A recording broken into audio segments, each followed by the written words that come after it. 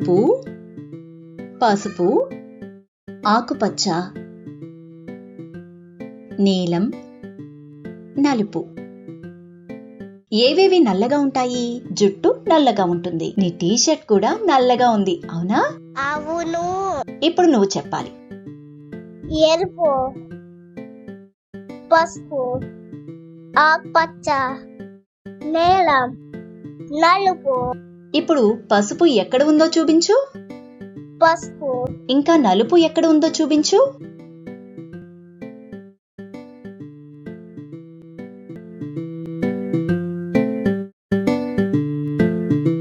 ఈ పువ్వులు ఏ రంగులో ఉన్నాయి? తెలుపు. ఈ పువ్వులు ఏ రంగులో ఉన్నాయి?